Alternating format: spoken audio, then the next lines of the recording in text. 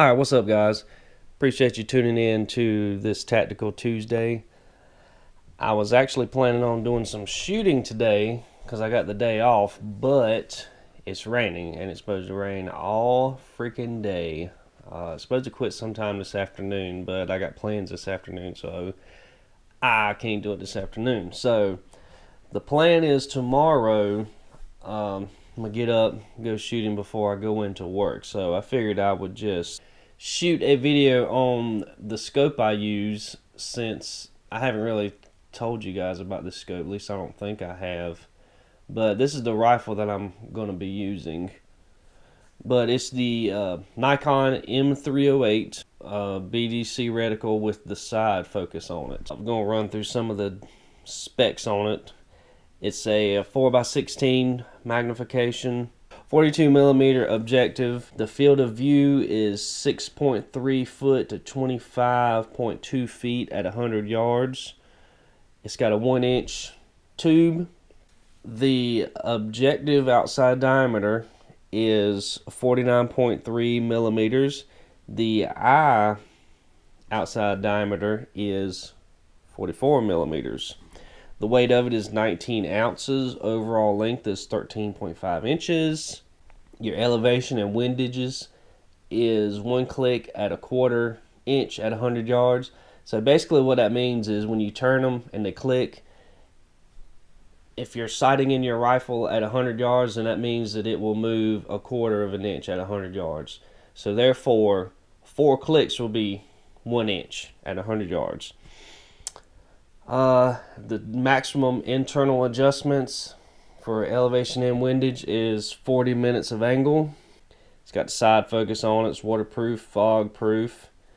You can get the spot-on custom turrets, which is basically, if this is mostly for like reloaders. If you reload, you can send Nikon your bullet grain weight and then your muzzle velocity, and they will actually create some custom turrets for you that you can install onto your rifle. It's actually pretty neat, but you can use the BDC spot-on technology for that. So, you know, it's just all in what you want to do. And it also has the BDC 800 reticle, which is pretty awesome. I'm gonna shoot a picture of that reticle right here for you guys. It's really awesome because I can't really get the GoPro down in there and get it to focus and all that shit. So all right, so you can see here you have your magnification. You got 4 power. It goes all the way up to 16. Have your turrets right here. They got real nice audible clicks on it.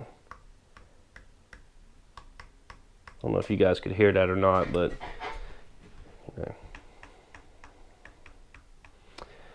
whenever you sight in your rifle, obviously they're not going to be on 0 because you're sitting there adjusting it and all that good stuff.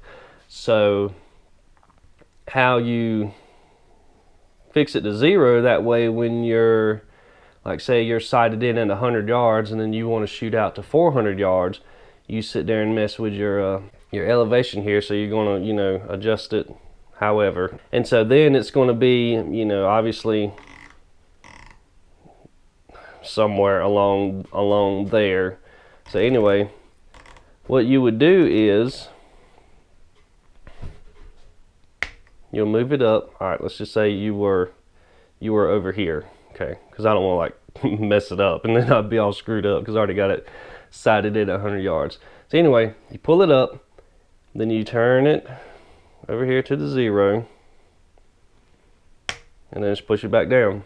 And so then you would be sighted in at whichever range you wanted, 100 yards preferably. Then, you know, when you go to shoot, get it all sighted in and everything, then you're done shooting for the day. Then all you got to do is turn it, and you're back at 0. So it's pretty awesome. I really like those turrets. Your side parallax adjustment here, which is basically like, depending on what yardage you're shooting at, and it goes from 50 yards, 60, 75, 100, 150, 200, yeah, 3/6 of 1,000, and then infinity. So basically what that does is wherever you're shooting at, it basically focuses it. And then you have another piece which is under here. It's more like a fine tune. You know, you turn it left or right to really get it fine tuned to your eye. And as you can see on the other side here, it's got your Nikon logo. It's got M-308 logo here, but it's kind of covered up. Got the Butler Creek flip up caps. Pretty neat, just to keep your lens caps clean. But anyway, so there it is, guys. Might as well tell you about my scope rings and my base while I'm at it. I mean, you know, fuck it. The scope base here is a Weaver 20, I think it's a 20mm of angle. It's made in the USA, that's what it says anyway. Picatinny style rail. And then as far as the rings go, those are, I believe they're Redfields. And I got the low mounts, and I got it mounted as low as I possibly could. I don't know if you can see or not. Probably, let me see if I can get it angled. But I have very little clearance. I probably could have moved the scope up further, but where I like to have my head at in relation to the eye relief on the scope, it was cutting it really close, and it's not touching, so I haven't had no troubles out of it, so I'm gonna leave it at that. I would like to get it a little bit lower, but I don't really think they make any rings no lower, and if they do, I mean, whatever, it's fine. If I did, then I have to move my scope way up for it to be any lower, because it's it's right on the line. If you guys have any questions about the scope, leave it in the comments section. I will try to answer them. And like always, please like, share, and subscribe. And also check out the description box. That's where you can find all my social media links. My preferred one is Instagram. So if you're going to follow me, you can follow me on everything else. And I have Snapchat also, so get on there and send me some snaps or messages or whatever. I'll hit you back up.